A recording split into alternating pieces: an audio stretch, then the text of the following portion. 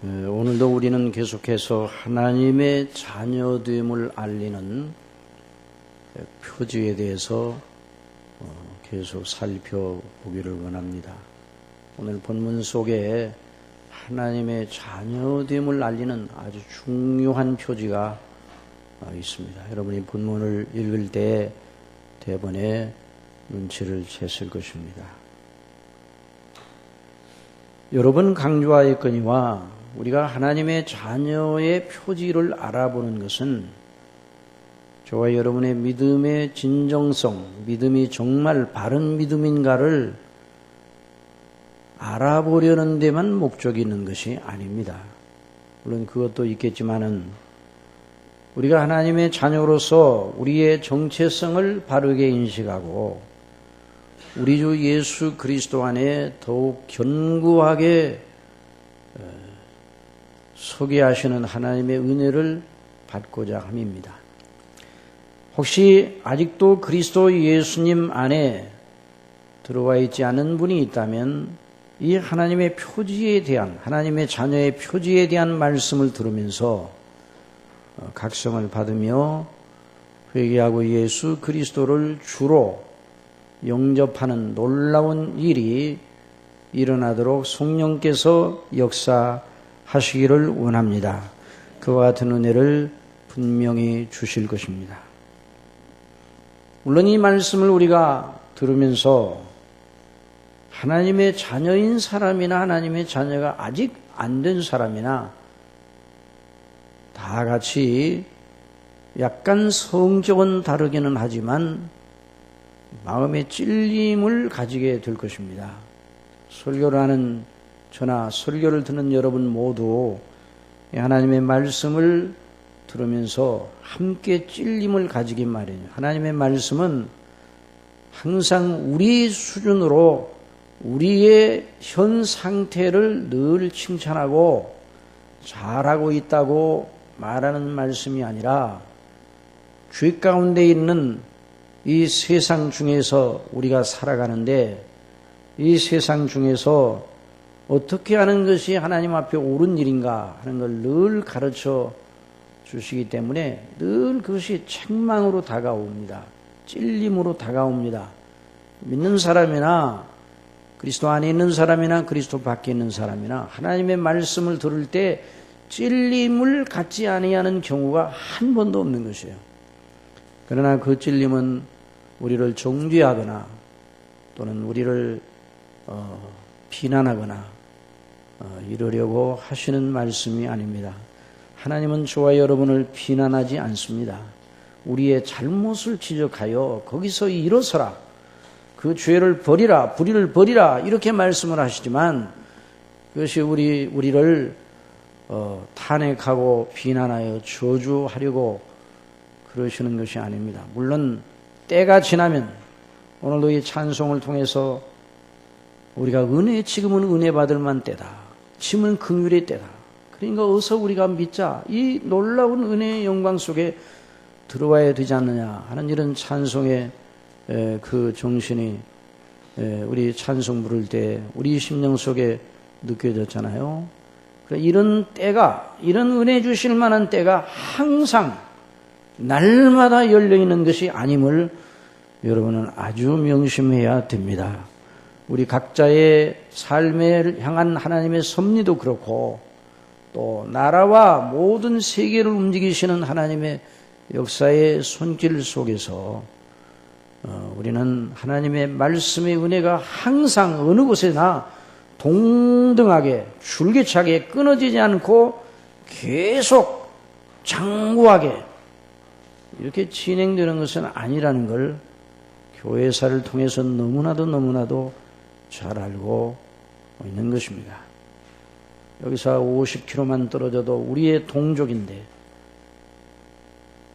지금부터 60-70년 전만 해도 70여 년 전만 해도 하나님의 말씀과 은혜를 사모하는 그 땅이었는데 그런데 지금은 하나님의 말씀을 들을 수 없는 그런 땅으로 아직 남아있는 것입니다. 우리가 위해서 기도하고 있습니다마는 여러분 이걸 생각하면서 우리 하나님 말씀을 잘 철충종을 해야 됩니다.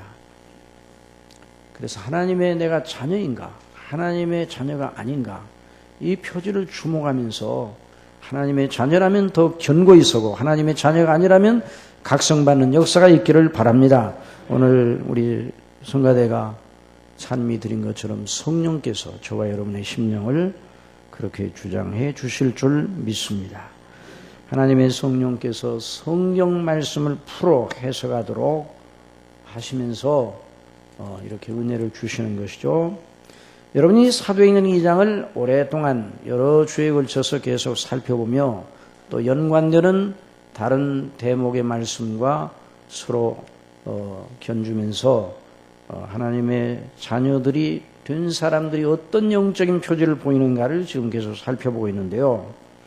여러분이 사도행전 2장에 기록된 그 예수님을 믿고 회개하여 예수님을 믿고 세례를 받은 그 3,000명이나 되는 수많은 사람들, 이 사람들의 이 변화, 참 이 변화는 놀라운 일입니다. 그들은 50여일 전에 예수님을 대적하며 빌라도에게 흉악범 바라바를 내어주고 대신 저 예수를 십자가에 못 박으라, 못 박으라 외치던 사람들이었습니다.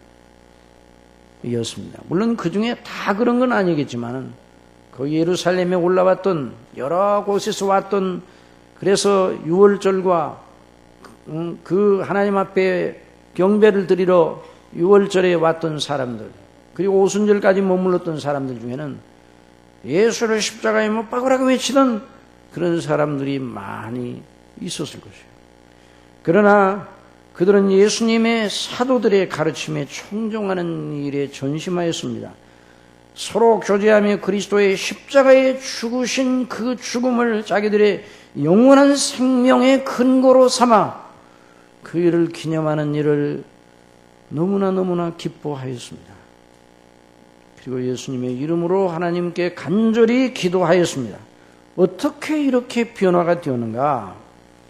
여러분, 이런 놀라운 변화가 일어나면요, 사도행전에만 이런 변화가 일어난 것을 말하는 게 아니라 오늘 이 시대 속에서도 또 교회사에서 거듭 그런 일이 계속되었죠. 하나님께서 당신의 백성을 구원하시는 놀라운 일, 그래서 변화가 일어나면 그 변화를 자기도 알고 남도 압니다. 그 변화가 너무나 현저하기 때문에, 아주 현저하기 때문에, 그래서 자기도 알아보고 남도 알아보는 것이죠. 자, 어떻게 이런 변화가 일어났습니까? 이 변화의 그 동인이 무엇입니까? 어떻게 이런 변화가 일어나는가? 베드로의 설교하는 설득 능력과의 웅변술 때문입니까? 베드로가 가진 학식 때문입니까? 아니면 그 베드로의 설교를 듣고 회개한 예수님을 믿은 그 사람들이 본래 가지고 있던 어떤 종교성 때문입니까? 또는 흔히 베드로 사도나 다른 사도들이 가진 여러 가지 성령의 은사들 때문입니까? 아닙니다.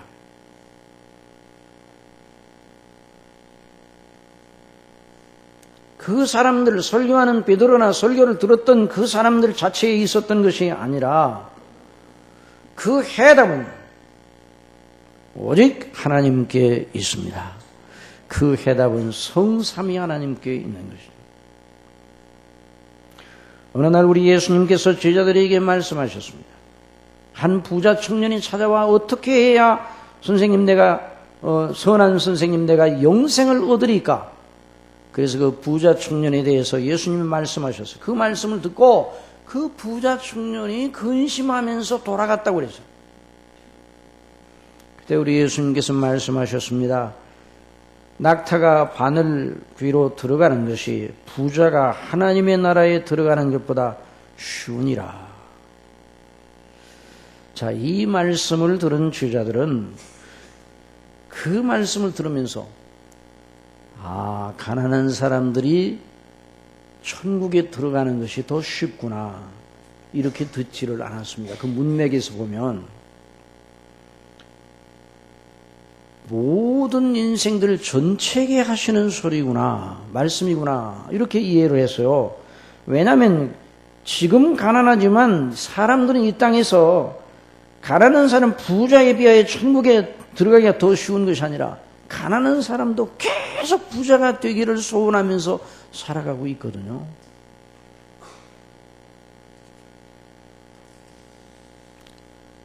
그러니 예수님의 그 말씀대로 하면 어느 누구라도 구원을 받는 것이 불가능하겠구나, 이런 생각이 탁 들었어요. 그래서 제자들이 심히 놀랐다고 그래요. 그 말씀 듣고 충격을 받았어요. 그건 누가 구원을 받겠습니까? 누가 구원을 얻을 수 있겠습니까? 우리 예수님께서 말씀하셨습니다. 사람으로는 할 수 없으되 하나님으로서는 다 할 수 있느니라. 여러분 믿습니까? 참 이 말씀이 귀하고 복된 말씀입니다.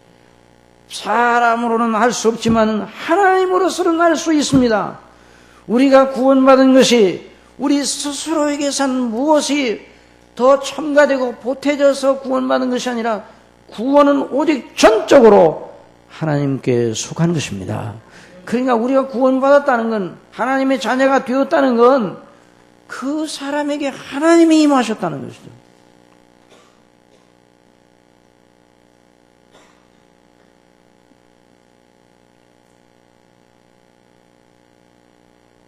참 하나님이 의도하신 구원, 하나님께서 계획하신 구원은 너무나도 위대한 구원입니다. 여러분, 우리 수준의 구원을 바라지 말고 하나님께서 계획하시고 주시려는 구원을 사모하시기 바랍니다. 이 구원이 놀라운 구원이에요. 어떤 구원인가?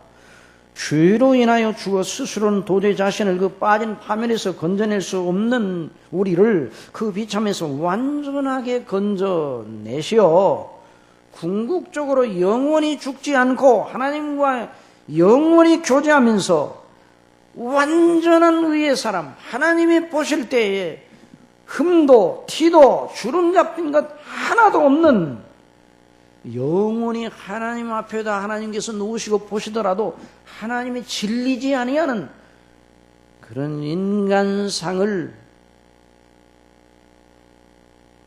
만드시려 한다. 그것이 구원의 계획입니다. 그래서 저와 여러분이 하나님의 계획에 걸린 사람들이기 때문에 저와 여러분이 반드시 그리 될 줄 믿습니다. 이게 하나님의 자녀의 영광이에요. 그러니 하나님의 계획은, 하나님의 구원은 성삼위 하나님의 이름을 걸고 뜻하시고 실행하신 것이니 크고 놀라운 것입니다. 우리 예수님께서 아버지의 뜻을 따라 바로 그 구원을 위해서 오셨고 이루셨고 성취하셨습니다. 그리고 성령께서 그 그리스도의 이루신 일의 효력을 가지고 하늘로부터 강림하셨습니다. 그래서 은혜를 지금도 베풀고 계시는 거예요. 하나님의 은혜를 정말 없이 여기지 말아야 돼요. 하나님의 은혜를 귀하고 복된 것으로 생각하고 늘 은혜를 사모해야 됩니다. 그 은혜는 말씀 사역과 그 말씀을 듣고 믿는 백성들의 믿음을 통하여 임하고 역사하게 만드셨습니다. 이게 하나님의 은혜의 방식입니다. 아무 따라서 하나님의 은혜의 방식, 이 하나님의 은혜의 방식은 하나님의 말씀을 통해서 역사하시되 성령께서 말씀 사역자들과 그 말씀을 또한 듣는 믿는 백성들의 믿음을 통해 그 구원의 은혜가 흘러가게 하셨다. 그래서 믿음이 없는 자에게는 그와 같은 구원이 일어날 수 없습니다. 믿음이 오시는 기쁘시게 못하나니 하나님께 나아가는 자는 반드시 그가 계신 것과 또한 그가 자기를 찾는 자들에게 상 주시는 이심을 믿어야 할지니라. 여러분, 이 믿음으로 말미암아 늘 하나님을 구하시기 바랍니다. 하나님께 오는 상을 바라시기 바랍니다. 그 상은 궁극적으로 그리스도 안에는 구원의 영광을 말하는 거예요. 히브리서 11장에서 그 상은 그 믿음의 선진들이 그것을 늘 바라고 믿음으로 이 세상을 살아갔단 말이에요. 믿음이 무엇이냐? 자, 믿음이 무엇이냐? 우리를 구원하시는 하나님의 은혜의 행사에 대한 마땅한 우리 편의 반응이다, 이렇게 말할 수 있어요. 자, 누가 믿습니까? 저와 여러분이 믿습니다. 믿음의 주체는 저와 여러분이. 누구를 믿습니까? 오늘 신앙 고백한 대로 성부와 성자와 성령님과 그 행사를 믿는 것이에요. 그래서 우리 이 주님께서 늘 믿음을 강조하셨어요. 복음서에서 보면 믿음을 늘 강조해 주셨습니다. 그래서 언제나 우리에게 믿음이 있는가? 우리 자신을 늘 확인해야 됩니다. 믿음이 있는가? 내가 지금 믿음으로 행하는가? 늘 확인해야 됩니다. 자, 외국에 나가서 이렇게 여행을 한다든지 방문하는 분들은 항상 뭐를 항상 소지합니까? 뭐를 소지해요? 여권을 소지, 여권을 소지. 여권이 있는가? 여권이 있는가? 늘 소지. 믿음이 있는가? 늘 확인해야 되는 것이죠. 그리고 우리 예수님께서 어느 날 집에 들어가셔서 어느 집에 들어가셔서 말씀을 증거하시는데 소경들이 나왔습니다. 왜 나왔어요? 주여, 저희의 눈뜸을 허락하여 주시기 바랍니다. 저희로 보게 하여 주세요. 우리 예수님께서 이렇게 질문하셨습니다. 내가 능히 일할 줄을 믿느냐? 대답하되 주여 그러하오이다. 예수님께서 저희 눈을 만지시며 가라사대 너희 믿음대로 될지어다. 너희 믿음대로 될지어다. 그들의 눈이 밝아졌다 말씀하셨습니다. 여러분, 믿음은 은혜의 선물입니다. 은혜 없이는 믿음도 없습니다. 그런데 이 점에 대해서 조금 이제 언급하고 지나가겠는데요. 믿음이 은혜의 선물입니다. 은혜 없이는 믿음도 없습니다. 이것이 교리예요. 그러나 이 교리를 우리의 게으름과 나태와 불신앙의 지렛대로 사용해서는 안 되는 거죠. 칼빈주의에 대해서 칼빈주의의 체계가 너무 영광스러운 체계입니다. 칼빈주의는 칼빈이 세운 체계가 아니라 성경이 말하는 놀라운 은혜와 진리의 체계입니다. 이보다 더 뛰어난 신학 체계는 없습니다. 그러나 조심해야 됩니다. 저와 여러분은요, 본성적으로 얼마나 죄악적인지 아무리 아름다운 진리도 다 우리 자신의 죄악성을 가리는 데 사용하려고 애를 쓰는 거예요. 자, 이렇게 만일 누가 말한다고 합시다. 내가 믿고 싶어도 내게 은혜가 안 오니 어떻게 믿습니까? 그 교리대로 아니. 교리를 배워가지고 그 사람이. 은혜를 받아야 믿음이 오네요? 그런데 내게는 은혜가 안 와요. 그래서 내가 믿지 않습니다. 목사님 같은 은혜가 오면 저도 목사님처럼 믿죠. 그런데 아직은 은혜가 안 와서 나는 지금 이런 상태에 있습니다. 누구 책임이라는 겁니까? 하나님이 내게 은혜를 안 주셔서 내가 지금 믿음을 가지지 못하고 있습니다. 이 얘기 아니에요? 그렇게 말하면 하이퍼 칼비니즘이 되는데, 하이퍼 칼비니즘은 이단입니다.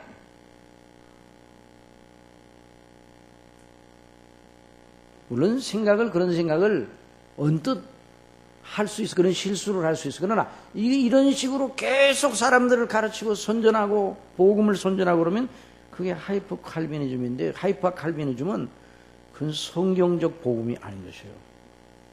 칼빈주의는 우리를 구원하신 하나님 주권적인 은혜를 전적으로 강조하고 의뢰하는 성경적인 바른 진리 체계입니다. 그러나 은혜와 진리를 우리의 나태함과 게으름과 불신앙의 도구로 사용하면 그건 악행이에요. 우리는 하나님의 은혜를 전적으로 우리하고 높이고 찬미해야 합니다. 그러나 그 말이 가만히 있고 하나님이 우리 대신 모든 걸 해주신다, 이러면 아닙니다. 물론 우리 구원을 하나님이 이루십니다. 구원은 하나님께 속한 것입니다. 구원은 오직 전적으로 하나님의 은혜에 속한 것입니다. 그 은혜가 우리에게 임할 때 믿음이 있어야 됩니다. 믿음으로 그 은혜가 오는데, 그 믿음도 은혜의 선물입니다. 그럼에도 불구하고 우리가 여전히 우리의 자세는 어떤 때라도 항시적으로 믿음으로 하나님을 경외하고 있어야 합니다. 시편 18편에서 다윗이 이렇게 말하였습니다. 내가 주를 의리하고 적군에 달리며 내 하나님을 의지하고 담을 뛰어넘나이다 그랬어요. 주를 의지하고 어디에 달려요? 적군을 달린다 그래요. 적군의 칼이 번뜩이고 화살이 날라오고 적군, 그 당시에 창과 화살이 번뜩이는 언제 죽을지 몰라요. 그런데 나는 적군에 달린다 그러면 적군을 향해서 내가 싸워야 할 싸움을 싸운다. 누구를 의지하여? 주님을 의지하여. 주님을 의지하여 적군에 달린다. 주님을 의지하여 주님을 믿음으로 행하노라. 주님을 믿음으로 행하노라. 그 은혜가 오기 전에 어떻게 믿음으로 행하는가? 그건 시간적 논리를 말하는 게 아니에요. 여러분, 요단강을 건널 때 법궤를 맨 대제사장들이 요단강을 건너라고 그랬어요. 그러니 하나님께서 요단강물이 갈라지거든 건너라 이렇게 말씀하죠. 요단강이 창이랑이 넘치고 있었어요. 그런데 법궤 맨 제사장들에게 뭐라고 하나님께서 명하셨습니까? 여호수아를 통해서 그 물에다 발을 들여놓으라고 그랬어요. 계속 그러고 있는데 그런 물살이 다 나동거라질 텐데요. 논리적으로 말씀에 따라 요단강에다가 발을 들여놓았습니다. 들여놓으니까 갈라졌어요. 이게 믿음입니다. 하나님의 은혜가 올 때까지 안 믿는 건 믿음이 아닙니다. 하나님의 은혜를 주실 줄 믿고 나아가는 게 믿음입니다. 믿음이 먼저입니까? 은혜가 먼저입니까? 논리적으로는 은혜가 먼저입니다. 그런데 우리의 인격 속에서 은혜와 믿음은 동시적으로 이해를 해야 됩니다. 자, 이것을 마음속에 두고 왜 이 말씀을 드리는 거 아니? 오늘 우리가 하나님의 자녀의 표지를 공부할 때 이걸 늘 마음속에 생각을 하고 있어야 돼요. 그래서 자녀들은 예수 그리스도를 믿는 사람들. 그런데 그 믿는다는 건 그 믿음을 통해 벌써 우리 속에 은혜가 왔다는 거 아니에요?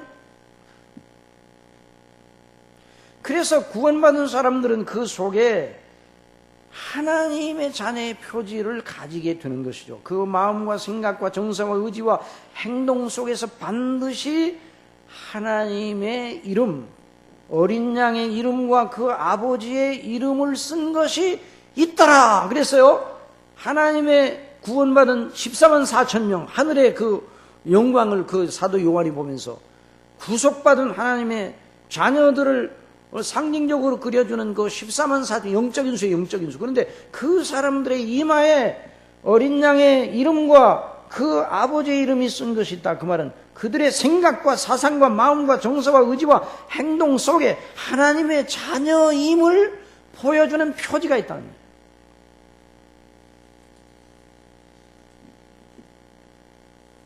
모든 상품 속에 브랜드가 붙여져 있어요. 브랜드 이름이 붙여 있어요. 모든 우리가 가지고 다니는 스마트폰이나 핸드폰 속에 삼성, LG 다 브랜드가 있죠. 브랜드. 하나님의 자녀들의 사상 속에 하나님의 브랜드가 찍혀져 있는 줄을 믿으시기 바랍니다. 자, 여기 보세요. 예수께서 그리스도이심을 믿는 자마다 하나님께로서 난 자니 우리는 누가 낳았다고요? 하나님이 낳으셔서 하나님의 자녀예요. 하나님의 산물이에요. 하나님이 낳으신 자예요. 하나님이 낳으신 자니까 하나님의 브랜드, 하나님의 인이 쳐져 있어요.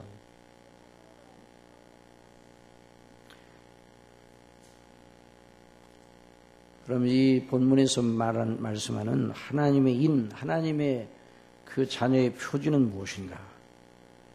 한마디로 말해서 무엇입니까? 사랑입니다. 한번 따라해보세요. 사랑. 여러분, 사랑이라는 말이 사람들이 쓰는 말 가운데 가장 많이 쓰이는 단어가 사랑이라는 말일 겁니다. 그러나 이 세상에서 가장 많이 쓰이면서도 찾아보기가 매우 힘든 것이 사랑입니다. 여러분, 이 사도행전 오늘 읽은 말씀을 한번 잘 들어보세요. 저희가 사도의 가르침을 받아 서로 교제하며 떡을 떼며 기도하기를 저녁에 힘쓰니라 사람마다 두려워하는데 사도들로 인하여 기사와 표적이 많이 나타나니 믿는 사람이 다 함께 있어 모든 물건을 서로 통용하고 또 재산과 소유를 팔아 각 사람의 필요를 따라 나눠주고 날마다 마음을 같이하여 성전에 모이기를 힘쓰고 집에서 떡을 떼며 기쁨과 순전한 마음으로 음식을 먹고 하나님을 찬미하며 또 온 백성에게 칭송을 받으니 주께서 구원받는 사람을 날마다 더하게 하시냐. 이게 초대교회 처음 형성된 하나님의 교회의 성소의 모습입니다. 그런데 이 말씀을 통해서 이 말씀이 가리키는 그 교회의 표지가 뭐예요? 사랑입니다. 이 사람들은 사랑으로 뭉쳐 있어요. 사랑으로 날마다 마음을 같이하여 충돌이 없어요. 사랑으로.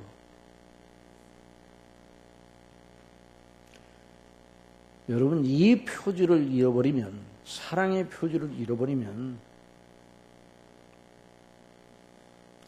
어디서고 나는 하나님의 자녀다 라고 큰 소리를 칠 수가 없어요.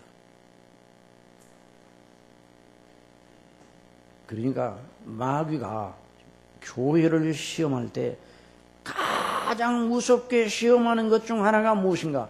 그 교회의 사랑을 뺏어가려고, 그래 그 교회 성도들로 하여금 갈등을 일으키려고 애를 씁니다.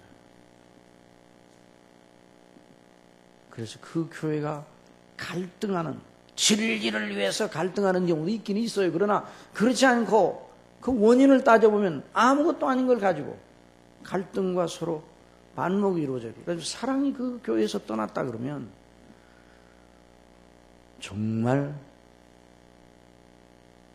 그 교회가 우리는 하나님의 교회다, 우리가 믿는 예수 그리스도를 믿어라, 이 말을 할 수가 없습니다.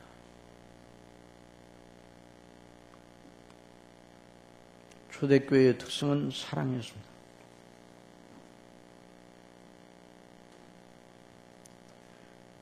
여러분, 만일 그 사람 속에 이 사랑의 표지가 전혀 발견되지 않는다면 그 사람은 하나님의 자녀가 아닙니다.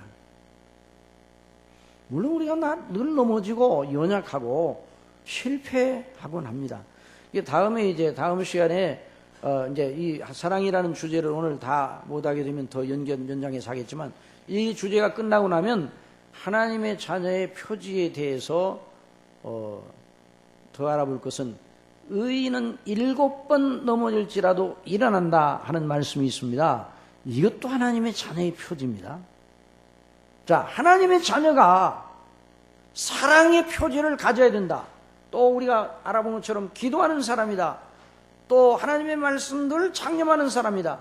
이런 표지를 가지고 있어야 되는가 배웠지만은 이 표지를 항상 뚜렷하게 완전하게 견지할 사람은 없습니다. 우리는 아주 이 세상에 있을 때는 여전히 연약을 가지고 있기 때문에, 그래서 그 문제를 다뤄야 돼요. 지금 그러니까 하나님의 사랑에 대한 그 사랑의 표지가 없다는 그 말은 그 사람의 그 생각하고 행동하는 그 전체 속에, 전반적인 흐름 속에, 그 줄기 속에 어느 것이 우세하냐, 그걸 지금 말하고 있는 거예요. 완전하냐, 그걸 말하고 있는 것이 아니에요. 완전한 사랑을 완전하게 항상 나타내지 않으면 하나님의 자녀가 아니다. 그러면 하나님의 자녀일 사람이 한 사람도 없습니다. 우리는 여전히 여전합니다. 그러나 하나님의 자녀가 비록 영적으로 아직 미숙한 상태에 있더라도 하나님의 자녀는 하나님이 사랑하신다는 그 말씀이 무엇인가를 아는 사람입니다. 그래서 그 표지를 보이기 마련이에요. 그 표지가 거창하게 보이지 않을 수도 있어요. 그래서 요한일서 4장, 이 요한일서 5장, 4장, 이제 함께 연결되는 거예요. 4장, 5장, 이건 사도 요한이 4장, 그 다음에 끝나고 5장, 그렇게 쓴 게, 사도 요한이 쓴 게 아니라 나중에 성경을 찾아보기 좋게, 이렇게, 나중에 교회사 중에 누가 이렇게 해놨는지 편리하게 해놨어요. 그러나 어떤 부분에 가서는 그 단락을 나누지 말아야 될 때 단락을 나눈 경우도 있어요. 그러니까 요한일서 4장과 5장의 단락을 나누지 말아야 돼. 4장으로부터 연결이 돼요. 4장 7절에서 사랑하는 자들아 우리가 서로 사랑하자.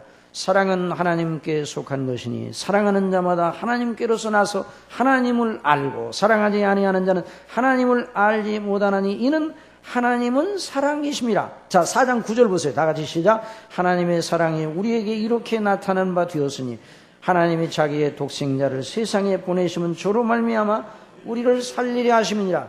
사랑은 여기 있으니 우리가 하나님을 사랑한 것이 아니오 오직 하나님이 우리를 사랑하사 우리 죄를 위하여 화목제로 그 아들을 보내셨습니다. 그러니까 쭉 사랑에 대해서 강조를 하고 여기 5장에서 사랑을 또 강조를 하는 거예요. 그러니까 이 사랑의 표지를 요한일서 전체의 사랑의 표지가 충만하죠. 하나님의 자녀의.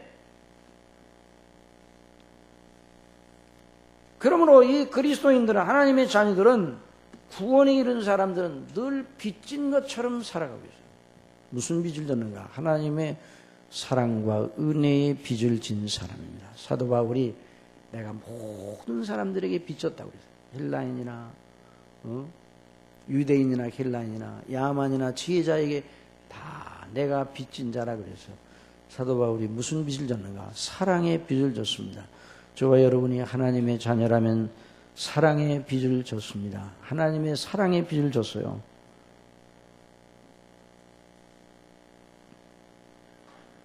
여러분 하나님의 사랑의 빚을 진 사람들이 바로 하나님의 자녀들이에요. 하나님의 나라는 어떤 나라인가? 여러분 하나님의 나라는 어떤 나라겠습니까? 역사상 유토피아를 꿈꾸던 사람들이 많았어요. 유토피아를 꿈꾸던 사람들이 토마스 모 같은 사람이 유토피아를 꿈꿨죠. 또 이 동양에서도 서양 사람들 동양에서도 무릉도원 뭐 이런 얘기 나오잖아요. 너무너무 좋은 여러분이 만일 최고의 나라를 건설한다고 그러면 어느 나라를 건설하겠습니까? 만일 여러분이 이런 가상을 해보세요. 만일 내가 왕이라면 어떤 나라를 건설할까? 한번 생각해 보세요.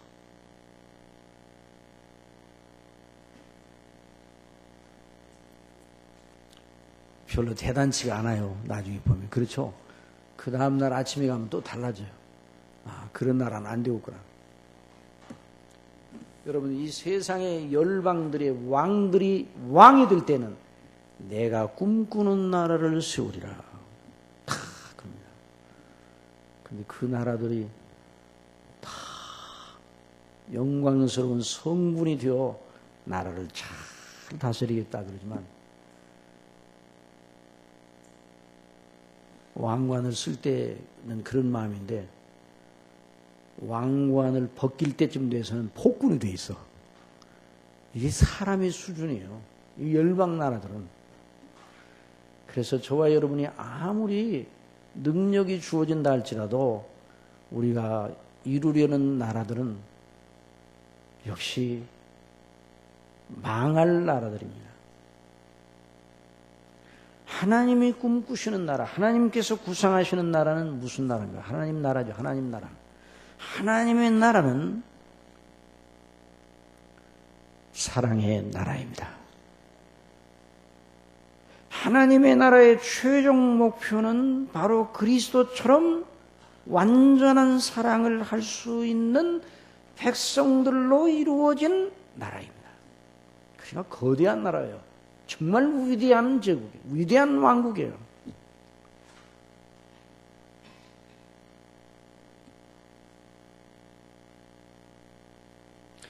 하나님의 나라는 먹고 마시는 것에 있는 것이 아니라 성령 안에서 의와 평강과 실학이라 이런 말씀을 하셨는데요. 그 하나님의 나라는 구원받은 하나님의 자녀들, 곧 하나님의 사랑을 그리스도 안에서 안 자들, 받은 자들, 예수 그리스도를 믿음으로 말미암아 구원받아 하나님께서 의도하신 대로 영화롭게 된 자들의 그들을 백성들로 삼은 나라, 그 나라가 바로 하나님의 나라입니다. 의와 평강과 희락. 의는 뭐야? 하나님의 법에 하나도 저촉되지 아니하는 것이 의예요. 그러니까 하나님과의 평강이 이거예요. 하나님과의 더불어 평강이 이루어져요.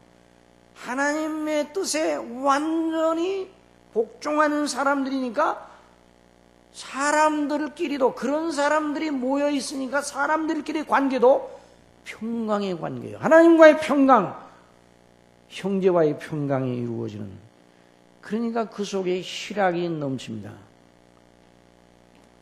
여러분, 성령의 열매는 뭐라고 그랬어요? 성령의 열매는 사랑과 희락과 화평이라 그랬잖아요. 이게 성령님의 열매인데요, 하나님이 꿈꾸시는 나라가 이런 나라입니다.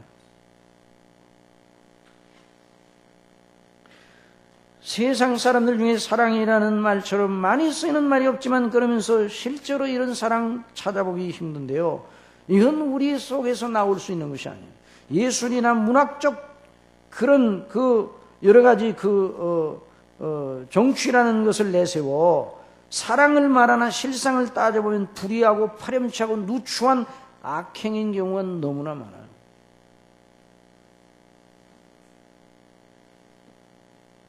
거기에는 죄가 없는, 하나님의 나라는 죄가 없는 나라입니다.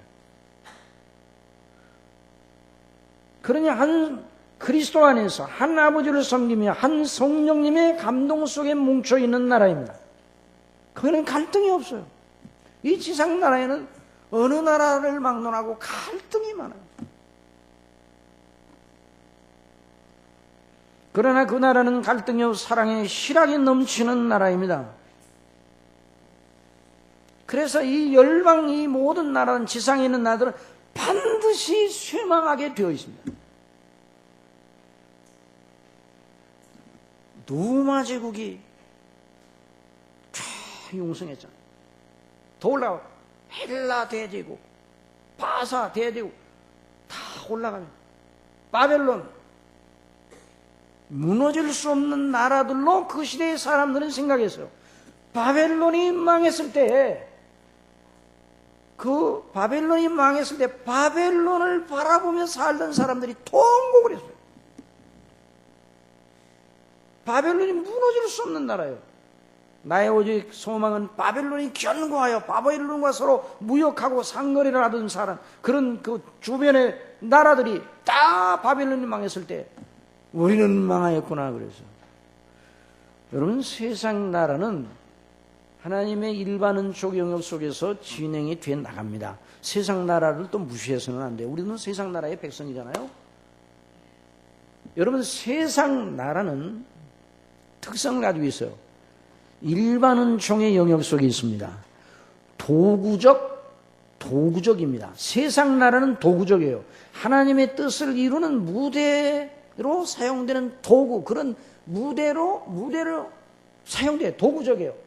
그리고 세상 나라는 한시적입니다.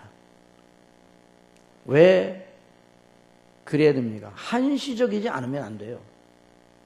여러분, 바벨론 나라가 지금까지 계속된다고요? 노마 제국이 지금까지 계속된다고요? 사람 못 살아요. 지옥에 지옥. 그러니까 반드시 진동할 나라예요. 멸망할 나라예요. 그러나 하나님의 나라는 일단 완성이 되면 진동할 필요가 없는 나라입니다. 그 나라가 왜 진동할 필요가 없는가? 의와 평강과 희락이 넘치는 사랑의 나라이기 때문입니다. 하나님의 사랑의 나라니까 변동될 수가 없어요. 변동돼서는 안 돼요. 그래서 히브리 서기자는 말합니다.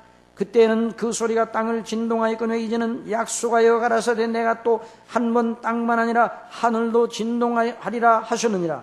또 이 한 번이라 하시면 진동치 아니하는 것을 영존케 하기 위하여 진동할 것들 곧 만든 것들의 변동될 것을 나타냅니다. 여러분, 영존케 하시는 하나님의 진동치 아니하는 나라, 그 나라가 하나님의 나라입니다. 그 나라가 우리 아버지의 나라입니다. 저와 여러분의 나라입니다. 참 놀라운 일이에요. 그러니까 예수 그리스도를 믿는다고 하는 거, 예수님을 믿어 구원을 받았다고 하는 건 우리가 다 몰라요. 그 패키지 속에 얼마나 큰 영광이 들어있는가를 이 세상에서 다 모를 바에 영원히 알아가는 거예요.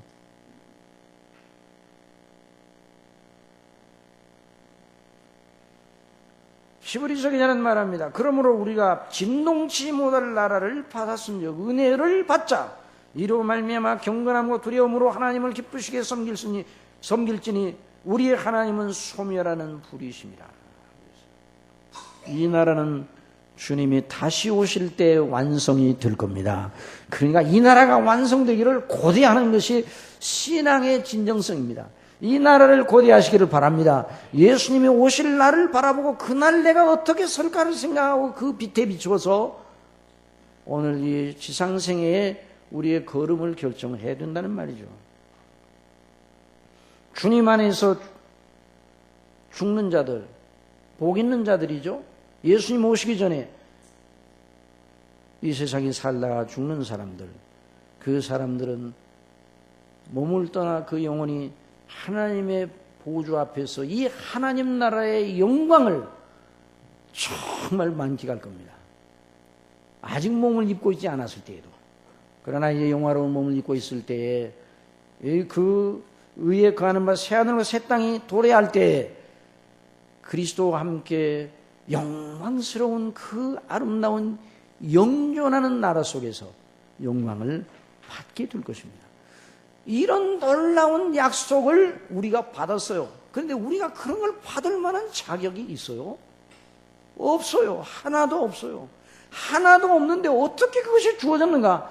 오직 하나님의 은혜와 사랑 때문입니다. 그래서 이 그리스도를 아는 사람들, 예수님을 믿는 사람들은 하나님께로서 난 자들이라. 하나님이 낳으셨어요. 성령님으로 말미암아 거듭나게 하셨어요. 그러니 내 신녀를 사랑하는 자마다 그에게 난 자를 사랑하는 자. 그래서 같은 믿음을 가지고 있는 형제들을 우리가 사랑해야 돼요. 여러분, 영적으로 우리가 제일 먼저 누구를 먼저 사랑해야 되는가? 누구를 먼저 사랑해야 되겠어요? 우리 믿는 사람들을 사랑해야 돼요. 믿음의 형제들을 사랑해야 돼요. 교회 안에 있는 믿음의 형제들을 사랑해야 됩니다. 이 사랑이 충만한 교회가 되기를 바랍니다. 너희가 서로 사랑하면 너희가 내 제자인 줄을 사람들이 알 것이라, 이런 말씀을 하셨어요. 일반적으로 가장 사랑해야 될 대상, 지난 금요일 우리 기도회 하면서 일반적으로 가장 사랑해야 될 대상이 누굽니까? 가족이에요. 가족을 그리스도 안에서 정말 사랑해야 돼요. 영적으로 우리 믿음의 형제들을 사랑해야 돼요. 성도는 내게 존귀한 자니 그랬어요. 다윗이. 성도는 내게 존귀한 자니. 그래서 우리가 하나님을 사랑하고 그의 계명들을 지킬 때 이로써 우리가 하나님의 자녀 사랑하는 줄을 아느니라. 그러니까 하나님이 나를 사랑하신 걸 알잖아요. 거듭날 때, 거듭나면 뭘 알아요? 내가 주인이라는 걸 알아요. 하나님 앞에 내가 진노의 자식이라는 걸 알아요. 나는 지옥에 갈 수밖에 없다는 걸 알아요. 그러니 하나님의 성령께서 예수 그리스도의 대속의 그 놀라운 은혜를 깨닫게 해주셔요. 하나님의 사랑이 거기서 나타난 것을 알게 해주셔요. 그래서 하나님의 성령님으로 말미암아 하나님의 사랑이 우리 마음에 부은 바 되었다 말씀하셨어요. 거듭나야 이 하나님의 사랑의 깊은 은혜의 맛을 알게 되는 것입니다.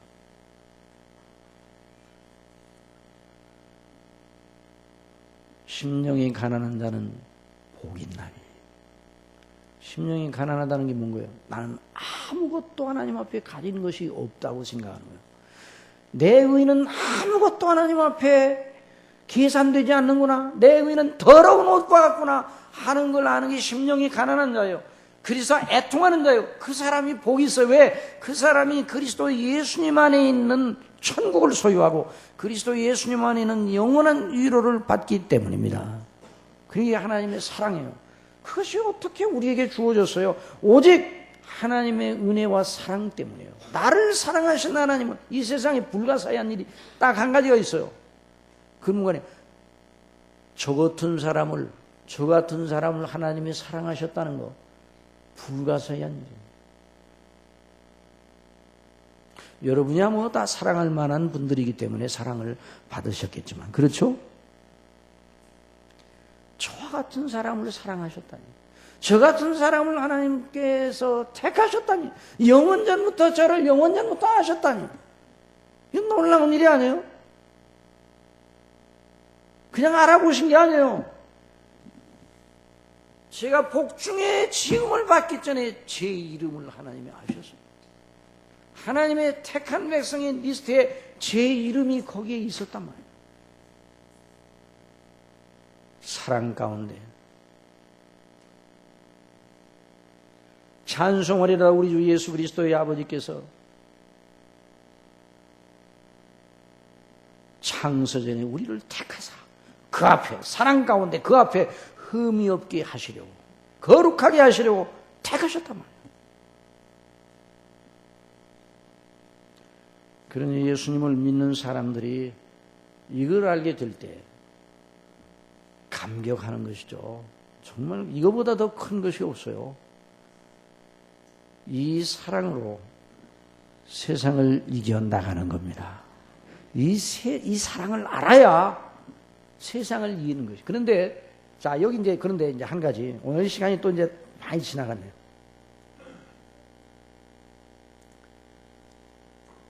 뭐라고 말씀해요? 우리가 하나님을 사랑하고 그의 계명들을 지킬 때, 그래서. 한번 따라합시다. 그의 계명들을 지킬 때. 야, 이게 이제 하나님의 사랑을 알았다는 사람의 표지가 뭔가? 하나님의 계명을 즐거워하는 것으로 나타납니다. 이전에는 계명이 우리를 정죄하는 하나님의 무서운 칼이었어요. 그러나 그리스도 안에서는 정죄의 칼이 아니라 우리 아버지의 사랑하시는 명령입니다. 여러분, 계명을 지키는 걸 즐거워하는 거, 이게 중요합니다. 그런데 여기 있는 말씀 참, 성경은 우리 수준으로 이해되지 않는 말씀이 많습니다. 거기 3절에 있는 말씀을 다 같이 봅시다. 시작. 하나님을 사랑하는 것은 이것이니 우리가 그의 계명들을 지키는 이것이니 우리가 그 계명들을 지키는 이것이라. 그의 계명들은 무거운 것이 아니라. 여러분, 계명이 무겁습니까? 가볍습니까? 솔직히 말씀하셔요. 계명이 무겁습니까? 가볍습니까? 무거워요. 그런데 아이고, 사도 요한은 은혜를 충만하게 받았는가 봐. 아이고, 우리는 무거워 죽겠는데. 그러면 사도 요한에게만 해당되는 거면 여기다 써놓을 리가 없어요. 자, 이 말씀이 무슨 말씀입니까? 계명을 지키기가 간단하다, 쉽다, 그런 말이 아니에요. 여기 영어를 보면 burdensome, 계명은 burdensome이라는 말은 지겹다, 넌더리가 난다. 아이고, 생각하면 싫어. 이런 것이 아니라 이 말이에요. 야곱이 나헬을 사랑함으로 7년을 며칠처럼 여겼다고요? 7년을 수일처럼 여겼다. 그러니까 자, 외삼촌 나반이 야곱보다 못합니까? 더합니까? 야곱이 기는 자라면 나반은 나는 자예요. 얼마나 그 꽤 많은 야곱을 나반이 달구었는지, 품삯 얼마 준다 약속해놓고 그 품삯을 얼마나 많이 바꿨는지 몰라요. 그래서 나중에 나반과 헤어질 때 그 말 아니에요. 삼촌이 내게 얼마나 많이 이 약속을 변형을 했으면 바꾸었습니까? 그러니 얼마나 심하게 시켰었겠어요. 7년이라는 것이 굉장한 수고예요. 그러니까 아침에 일어나면 아이고, 오늘 뭐 할까? 또 뭘 시키실까? 그냥 아침에 일어나는 그 일할 때 생각하면 아주 상당히 무거웠을 거예요. 아이고, 그냥 오늘 또 하루를 어떻게 지나, 이런 생각을 할 텐데, 아침에 일어나 세수를 하는데 그 나엘이 같이 세수를 하러 나왔어요. 나엘이 얼굴을 보는 순간 어떻게 되겠다고? 오늘 수고가 지겨운 것이 아니에요. 왜? 오늘 수고함으로 사랑하는 나엘을 얻는 것과 함수관계가 있어요. 함수관계. 좀 어려운 말이지, 함수관계. 함수관계가 있어요. 그러니까 그 일이, 그 수고가 고생과 고통과 지겨움으로 느껴지지 않았다는 거예요. 하나님을 사랑하는 자들은 하나님의 계명을 하나님의 사랑의 함수 관계 속에다 넣기 때문에 그 계명이 존귀하게 여겨지는 거예요. 물론 그 계명을 완전하게 다 지켜내는가? 아니에요. 그렇지 않기 때문에 탄식이 나오는 거죠. 오라 나는 곤고한 사람이다 이 말을 할 수밖에 없어요. 그럼에도 불구하고 그 계명은 아름다운 것이고 복된 것이고. 제 말씀드려 죄송합니다. 제가 처음 예수님을 믿고 은혜를 한참 받을 때 닥터 지바고를 영화를 봤습니다. 의사 지바고 있었죠.